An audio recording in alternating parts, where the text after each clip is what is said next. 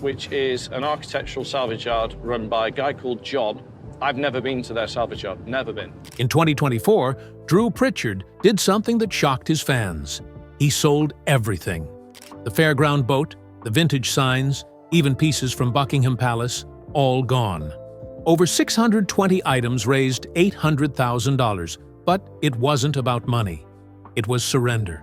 The affairs, the divorce, the pub ban, the closed shop, it all led to this moment. The king of British salvage was selling his soul. What drove him to auction off his life's passion will leave you heartbroken. This wasn't just business. This was goodbye. Drew Pritchard was born in February 1970 in the old town of Conwy, North Wales. He grew up in a small house under the shadow of medieval castles, where times were tough and money was always tight. His parents ran a tiny corner shop that barely made enough to get by. In the 1970s, the area was struggling badly. Jobs were disappearing, and a lot of families, including his, had to scrape just to stay warm in winter. Drew was only 8 years old when he started looking at junk differently. While other kids played games, Drew searched through flea markets and dumps. By 1978, he had collected over 500 bottle caps and used them like money at school. Some neighbors thought he was just a strange kid with a weird obsession, but no one really understood what was happening inside his head. Behind it all was a secret he carried from his grandfather, a World War II veteran who had once smuggled war artifacts back from Europe. He told young Drew stories about hidden treasures and forgotten history. These stories lit a fire in Drew that never went out. He started sneaking into old scrapyards and abandoned places, once escaping from a pile of falling junk that almost buried him alive. By the time he was 12, he had a personal collection of war items and old coins worth over $200. He even began selling the extras to make pocket money. In the middle of a broken-down town, Drew was quietly building the start of something big. At home, things weren't any easier. His family's income was barely $5,000 a year during the 1970s, which meant no luxuries, barely enough heating, and a lot of sacrifice. His dad worked as a sign writer. He painted beautiful pub signs with real gold leaf. When Drew was 6, he started watching him work. That's when his love for restoring old things truly began. But what no one talked about was how dangerous those paints were. The lead in them damaged his dad's health, giving him tremors. By 1980, Drew saw it all. At just 10 years old, he began sneaking tools from his dad's kit to fix broken toys. He once got electrocuted while working on an old wind-up car from the 1950s and had to get stitches. He also started picking apart broken bikes from neighbors' trash, storing them in the backyard until the place looked like a junkyard. It got so bad that people complained about rats. Still, Drew couldn't stop. By the time he was 12, he had fixed and sold about 50 items at markets and made over $300. His father's way of mixing art and restoration left a deep mark on him. But Drew didn't always understand the risks. He used dangerous varnishes and breathed in toxic fumes without knowing what they could do to him. Then, in 1982, a flood hit their family shop and destroyed stock worth $1,000. While his parents were devastated, Drew jumped into action. He salvaged everything he could. That moment showed what kind of man he was going to become. At school, things didn't go so well. Drew started at Ysgol Aberconwy in 1975, but his grades were terrible. By 1980, he was in the bottom 10% of the class. No one knew he had dyslexia back then, so teachers just thought he was lazy or distracted. What they didn't see was what Drew was doing outside of school. He was skipping classes, over 100 of them, to explore old slate quarries. In one of them, he found a hidden World War II bunker full of dangerous objects. He didn't tell anyone his name when he reported it, scared of getting in trouble. Art was the only subject where Drew truly shined. His drawings of broken-down Victorian buildings were so good that in 1983, he won a regional prize and $50. but even his adventures were dangerous. In 1984, he fell through the rotten floor of an old mill and broke his arm. He never told anyone, afraid he'd be banned from exploring again. By 15, he had explored 40 abandoned places and gathered artifacts worth around $500. He made treasure maps and led his classmates on wild hunts.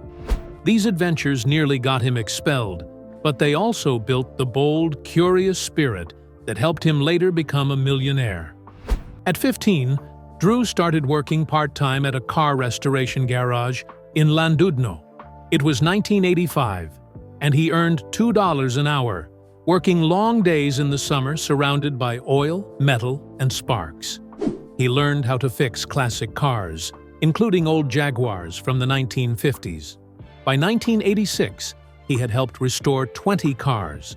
But the job wasn't without risk. One welding accident badly burned his hand, leaving a scar he still has today. Around that time, he fixed his first old furniture piece, a 1920s oak chair, and sold it for a $100 profit. The garage owner, a former race car driver, shared wild stories about smuggling car parts. That made Drew's imagination run even wilder. By the time he was 16, Drew had saved $800 and spent it on proper tools. But he didn't realize the garage was involved in shady deals. He had unknowingly worked with stolen parts. In 1987, the police raided the shop and seized $10,000 worth of goods. That was the final straw. Drew quit and never looked back, but the skills he had picked up there would shape the rest of his life. That same year, 1986, Drew found something that changed everything. A dusty Victorian gas lamp buried under 2 tons of junk in a local yard. It turned out to be a real antique from the 1880s, made by designer William Sugg. He sold it for $50 and used the money to buy better tools. That same year, he salvaged 15 more items and made about $400, but that junkyard was full of asbestos. And later on, Drew admitted he feared he had damaged his health working there.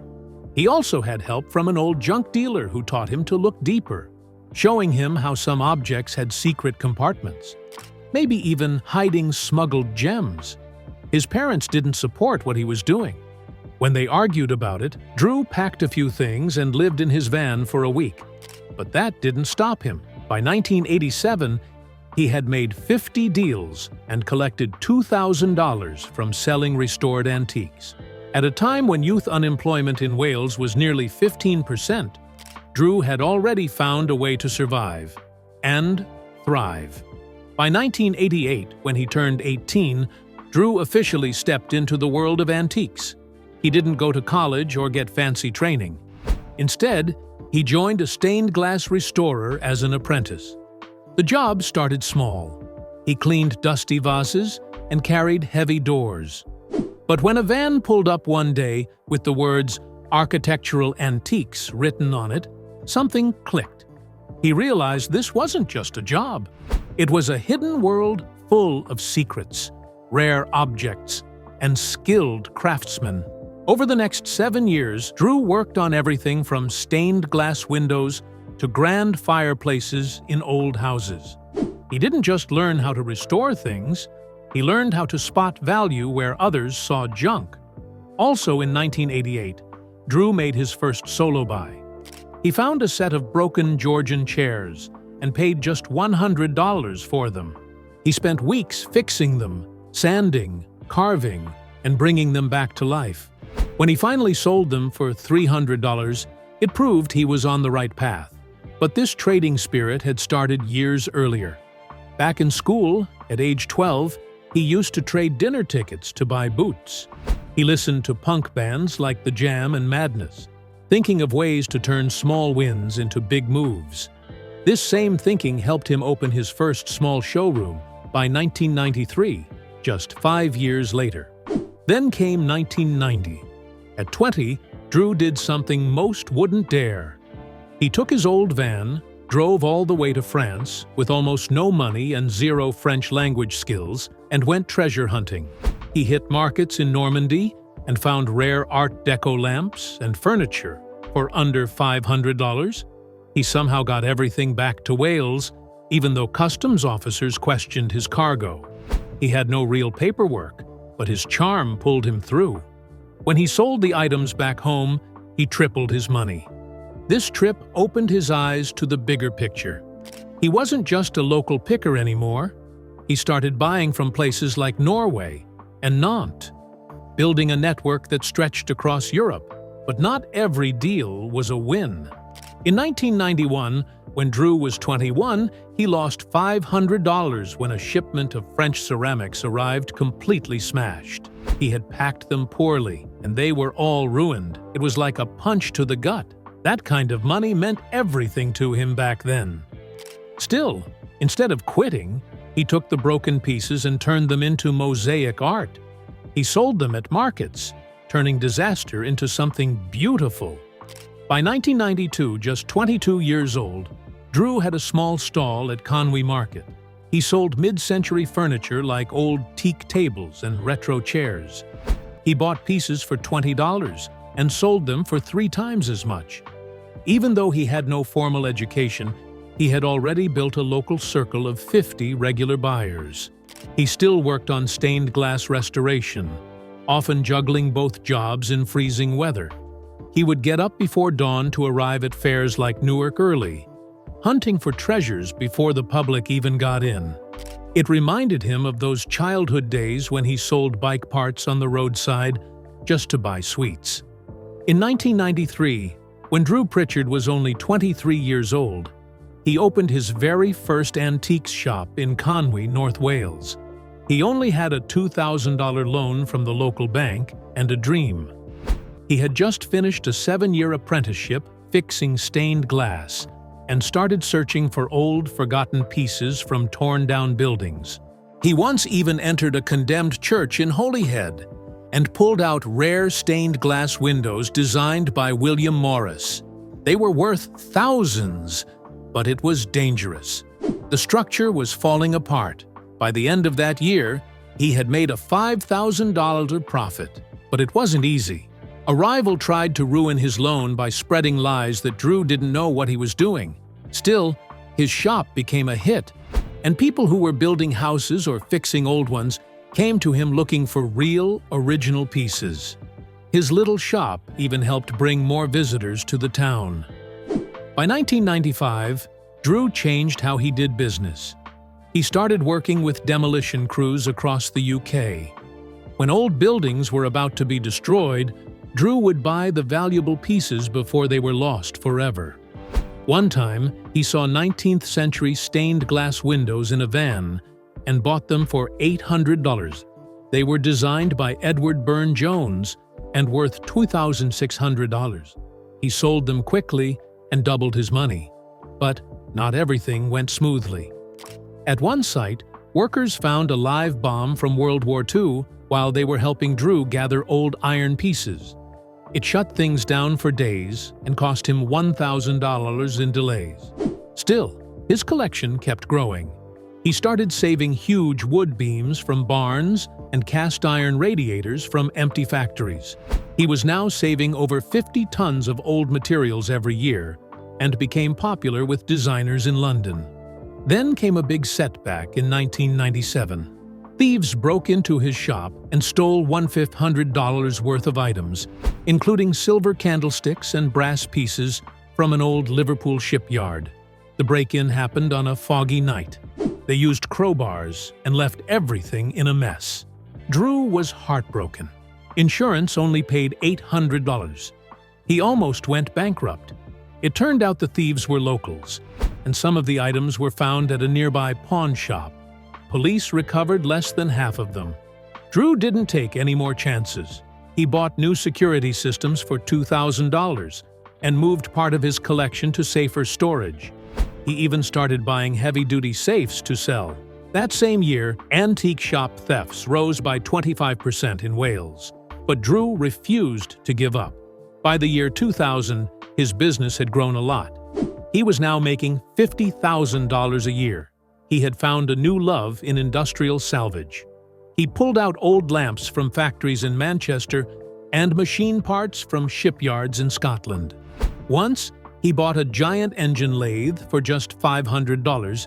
It weighed 2 tons. After fixing it up, he sold it for $4,000. That's an 8 times profit. One time, a warehouse roof almost fell on him while he was collecting vintage signs. He escaped just in time and saved 100 enamel signs. His client list tripled, and celebrities even started buying from him. He now had 2 assistants and was handling over 1,000 pieces every year. But the work wasn't always legal. He got fined $2,000 once for collecting without proper permits. Still, people started calling him a junkyard genius, and by the end of the decade, his net worth passed $1 million. In 2002, he got a massive break. A big hotel in London hired him to supply antique lights. He found 50 vintage lamps in old warehouses and made a $10,000 profit from that single deal. That would be over $18,000 today. One of the buyers was a famous actor, and that opened the door to more high-end clients. These lamps were beautiful Art Deco pieces from the 1920s, pulled out from a forgotten theater. But Drew also entered the risky world of fake antiques and shady dealers. Still, the deal tripled his yearly income. Some competitors weren't happy. Rumors started to fly about people trying to block his supply chain. By 2004, Drew wrote an article called "Salvaging Industrial Heritage" that shocked people. He explained how many valuable old machines were being destroyed in scrap yards. He said 70% of the UK's industrial sites had already been lost between 1990 and 2000. He even saved a steam engine from the 1850s, worth $50,000, just before it was crushed. The article made national news. People flooded his shop. Foot traffic rose 150% in just a few months. Some critics said he was just glamorizing junk, but it didn't matter. His voice started to change laws, and 12 historic sites were saved because of it. Then, in 2005, he did something even more daring. He started selling antiques on eBay. At that time, eBay was full of fakes. 40% of antique listings weren't real, but Drew still took the risk. He found a beautiful 18th century grandfather clock in a Welsh attic and sold it for $5,000 to someone in New York. There were 22 bidders, and it became a frenzy. That clock had been hidden since World War II and had engravings from 1760. Right after the sale, someone tried to hack his account, but he caught it in time. His online sales doubled that year. Traditional dealers were angry. Some even boycotted him. But Drew didn't care. He had opened the world of antiques to people everywhere. In 2006, Drew focused on something very close to his heart. Items from Wales. Big auction houses like Sotheby's were taking over the market, and Drew couldn't compete on size, so he chose to be different. He started collecting slate furniture and other pieces from old Welsh buildings. One table from Snowdonia sold for $3,000. At that time, slate was rare because mines had closed and prices had shot up. His focus on Welsh heritage helped save 15 old quarry sites from being turned into housing, but danger followed. Someone vandalized his warehouse, costing him $2,000. He later found out there was a black market selling fake Welsh antiques, and police recovered $100,000 worth of goods. Drew didn't just sell antiques anymore. He was protecting a culture. In 2008, he restored a 50-piece Georgian furniture collection for a major museum in London. It took him 6 months. One chair from 1780 had a hidden compartment, and inside were letters from the American Revolution, worth $20,000. The whole project earned him $15,000. It also got him noticed by BBC producers. But not everything was perfect. One of the items was a forgery, and it almost ruined the entire exhibit. Still, the work saved fragile furniture that was falling apart in storage rooms. Then everything changed in 2011, when Salvage Hunters aired for the first time on Quest TV. The show became a hit on its first night. Drew had traveled to the Scottish Highlands and found cast-iron garden urns at an abandoned estate. He talked the price down from $1,500 to $800 and sold them for $2,200. During filming, a storm nearly ruined the items. But Drew made it work, and 500,000 people tuned in. This was the start of something huge. In 2012, he filmed an episode inside an old pub in Wales that was falling apart. He bought everything for just $2,000. But while digging through the mess, he found a forgotten chandelier from the 1800s worth $5,000. He fixed it using special crystals from a secret source in Paris and sold the pub's items for $8,000. The pub used to be a smuggler's hideout. That story alone boosted the show's ratings by 20%. In 2013, he started filming abroad. In Belgium, he found a Tiffany-style lamp in a dusty warehouse and bought it for $1,200. The lamp was tied to a scandal from the 1920s involving a Belgian noble. Viewers loved it, and his followers grew by 150,000. But the risks grew too. In Germany, he almost got into trouble over a $4,500 clock. In Hungary, he bought a vase that turned out to be fake. He lost $500, but the show became a global hit. In 2014, Drew and his friend John T. cleaned out a warehouse in Cambridgeshire. They found a 1920s Norton motorcycle buried under dust. They bought it for $3,000 and sold it for $15,000. It had once belonged to a World War I veteran, but there was a twist. The building used to store weapons during World War II, and filming was delayed due to safety checks. That episode showed just how dangerous this job could be. By 2015, Salvage Hunters had reached 100 episodes. In York, he found a black beetle sculpture and made a $1,200 profit.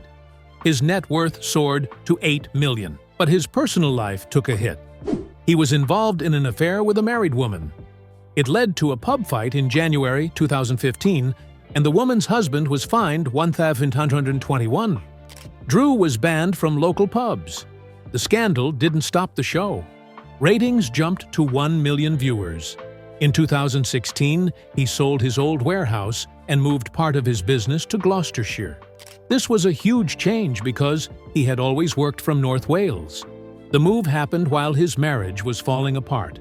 They divorced in 2017, but even with all that, his sales grew. He supplied items for a big restoration and earned $15,000. By 2023, his business was worth $9 million.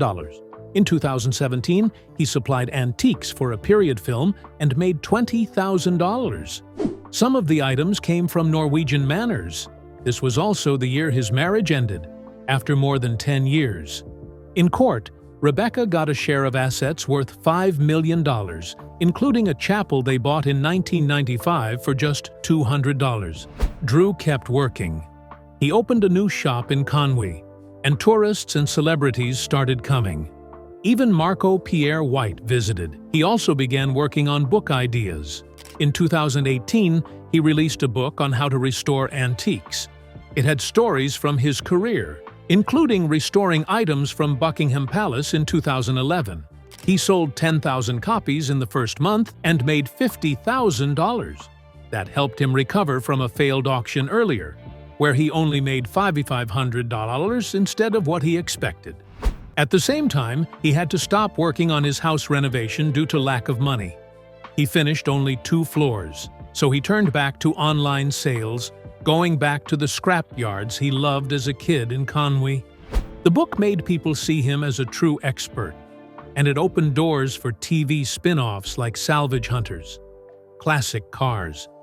Meanwhile, Drew Pritchard met Rebecca in 1998. She worked at a real estate firm, and something just clicked between them. It happened fast. They got married the same year. In 1999, their son, Tom, was born. Life moved quickly, but they found joy in turning even simple moments into something meaningful. They didn't just raise a child, they raised him in a world of antiques. Little Tom would polish silverware while his parents worked. By 2004, when he was just 5, he could already tell the difference between fake and real items. It wasn't just about saving on childcare, which was around $500 a month at the time. It became a way to bond as a family. But as Drew started traveling more to source antiques, Rebecca stayed home, raising Tom mostly on her own. That's when quiet tension started growing. In 2003, they had their daughter, Grace. By then, they were living in a beautiful old chapel Drew had bought back in 1995 for only $10,000. It was abandoned when he found it, but he turned it into a home. He filled it with about $50,000 worth of salvaged treasures. One of them was Mick Jagger's old toilet, which he turned into a flower planter. It was odd, but it fit. Grace's nursery was filled with 19th century fabrics. By 2005, the kids played among old furniture and vintage finds. It all looked magical on the outside, but behind closed doors, things were tight. In a 2019 interview, Drew admitted that in 2004, they nearly went bankrupt. Repairs cost over $20,000 more than they had planned, and it almost broke them. In 2005, Rebecca officially joined Drew in the business. She had left a big fashion job in Hong Kong where she used to make $80,000 a year. But after flipping one vase in 2004 for a $5,000 profit, she saw a new path. Her skills helped the business grow fast. By 2006, profits were up by 30%. She could look at an old sofa, say it was worth $1,000, and it would sell for $3,500. She saved them $10,000 a year by doing restorations herself. But in 2007, things got shaky. Her valuation of an item clashed with Drew's instincts, and they lost $2,000 on the deal. It hurt their trust. Still, they stuck together and appeared in over 100 episodes of Salvage Hunters as a strong team. By 2010, they started using family vacations as sourcing trips. In 2009, they went to Italy and made a surprise $20,000 profit from antiques they found hidden in an attic. That changed everything. In 2012, during a trip to France, they found ceramics worth $15,000. Even the kids joined in. Tom, only 13, once haggled for a $500 clock like a pro. They drove over 5,000 miles across Europe each year, mixing fun with work. But in 2013, during a trip to Spain, their van filled with $8,000 worth of antiques was stolen. They got it back just in time. It was scary. These trips were exciting but slowly started taking a toll on their personal lives. In 2015, something happened that changed everything. Drew began an affair with Amanda Thomas, who was married to his close friend, Janice Bryn Thomas. They met at antique events, hiding their relationship under business. Drew was still married to Rebecca, and it went on for 2 years. Even after Amanda tried to end it, Drew kept sending her messages. Then, in 2017, everything came out. Other women started texting Amanda, saying they had been with Drew too. Amanda finally told her husband. He had already noticed Drew's number on her phone too many times. The whole thing exploded, right when Drew's fame was at its peak. In October 2017, it got worse. Janice confronted Drew at a pub called the Liverpool Arms in North Wales. Drew had sent him a text calling him a coward. That night, Janice punched him. Glasses broke, Drew hit the floor, and chaos followed. Janice was fined $1,140 in court and banned from all the pubs in Conwy. Drew didn't press charges, but he was also banned from 44 pubs under the local pub watch rule. His reputation was falling apart. Later that same year, Drew and Rebecca divorced. It had been 19 years. The court called it irreconcilable differences. But everyone knew it was because of the affairs. They split everything, including an old chapel they had turned into a home. That property alone was worth $795,000. Rebecca made sure their kids were stable. Drew moved away, starting over in Bath. In 2018, Drew finally admitted to the affairs in an interview. He said the stress from work got too much, and he made bad choices. But people didn't see it as an excuse. They saw it as a pattern. He had moved into a $1.5 million Georgian townhouse in Bath after the divorce. He wanted to rebuild, but things kept going wrong. In 2021, the Bath home renovations hit a wall. He found hidden rot in the structure and spent over $100,000 more than expected. The budget had already been $200,000. Plumbing and electrical work alone cost $150,000. He tried to keep the project alive, but it drained him. He only finished a few rooms upstairs. The rest stayed empty. In 2022, he shut down his antique store in Conwy. It had become a tourist spot since opening in 2017. Fans would come from all over hoping to meet him. Even celebrities like Jamie Oliver had visited. But after the divorce and affair scandal, things changed. He announced the closure quietly and asked people not to visit anymore. It was the end of something big. Then, in 2024, he auctioned off most of his personal collection, over 620 pieces. The auction raised over $800,000. One of the items, a fairground boat from 1930, sold for $7,000.